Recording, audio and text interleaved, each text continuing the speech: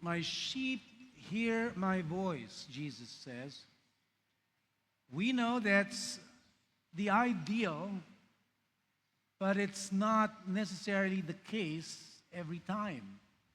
Because sometimes we become hard of hearing, just like the person from the gospel from yesterday.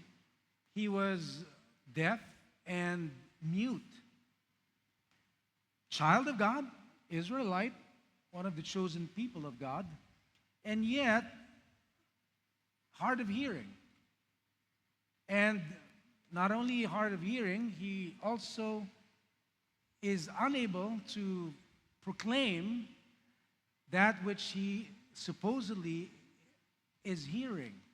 See, that's our calling, is as children of God, as the people of God, as the sheep of God, to hear his voice, because he's counting on us to proclaim the same to the world so that they too might hear. St. Paul told he was in Antioch with Barnabas, and they were ministering the word of God to the people there. And they went to the synagogue one Sabbath, and the people seemed to be interested, so they asked him to come back the next week. But when they did, Luke says, the author of the book of Acts, says that the whole city gathered to listen to what Paul and Barnabas had to say. But there were some Jews, again, people of God. It's ironic here. The people of God rejected what they said and refuted them, in fact, even instigating people to persecute them and make up lies and accusations against them.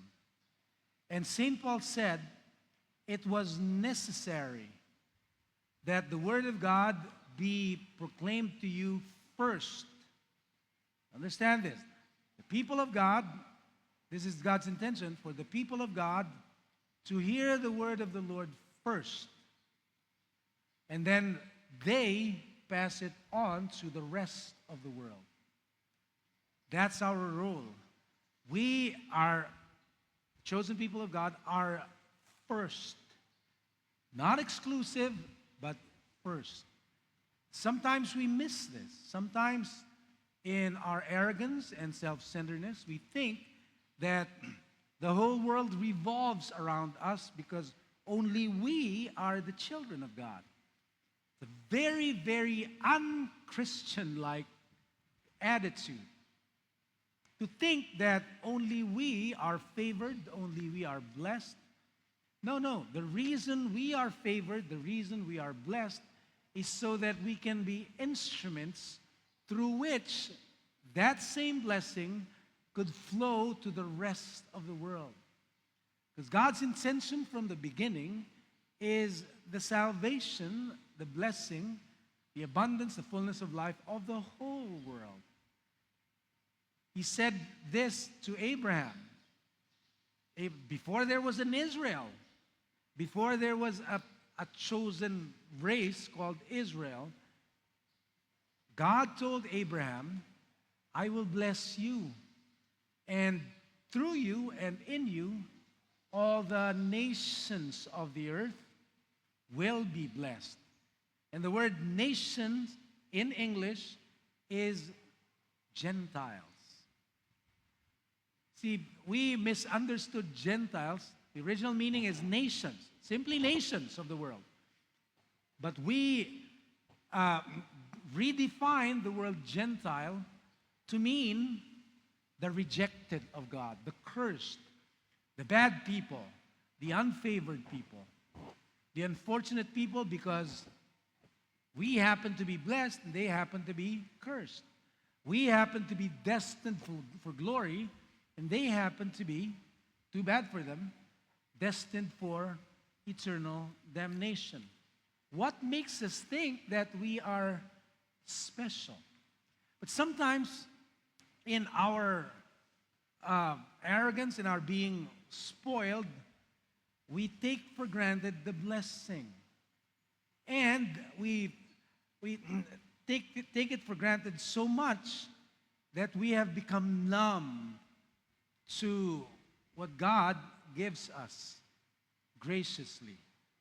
Ang nangyayari, hindi na tayo mapagpasalamat. So God keeps on blessing us, and because we're so used to that, and because we don't understand the reason that He blesses us, we stop appreciating Him, we stop giving Him thanks, stop giving Him back in offering that which He has blessed us with, and we become, we fall in the same trap as the Israelites fell into. And they come to a point where they reject now the word of the Lord. Sabi ni St. Paul, it was necessary that the word of the Lord be proclaimed to you first, but since you repudiate it, since you reject it, now we're turning to the Gentiles. Ang ganda nung and I encourage you, everyone, even you watching online, read chapter 11 of the letter to the Romans. In fact, start with chapter 9. It's very, very good articulation of the choice of God. And the chosen people of God is everyone. All human beings. He just starts with a group of people. In the Old Testament, He started with Israel. Now in the New Testament, He starts with the church, the new Israel.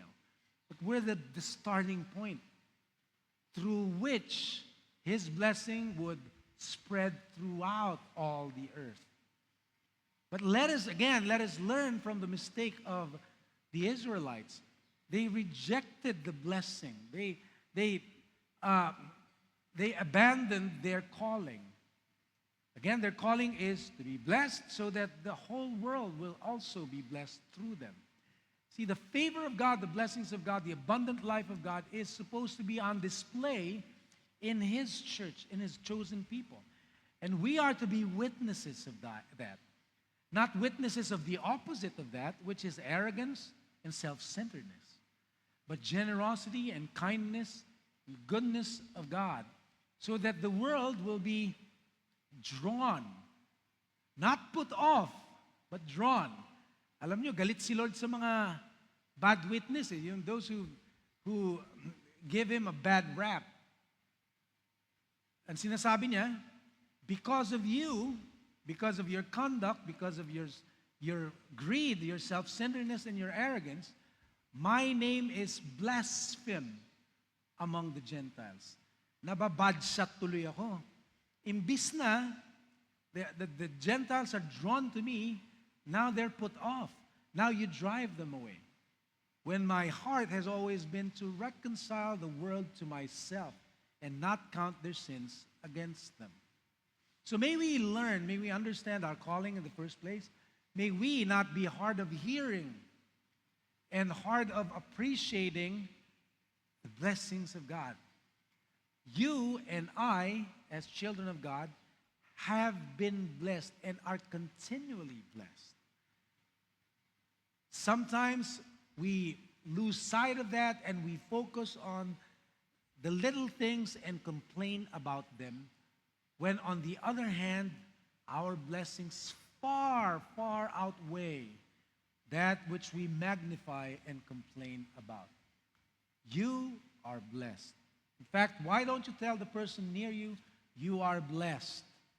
You are blessed. Don't forget that, and realize the reason you are blessed is to be a blessing to others as well. That's our calling, because that's the way it is in the kingdom of our God.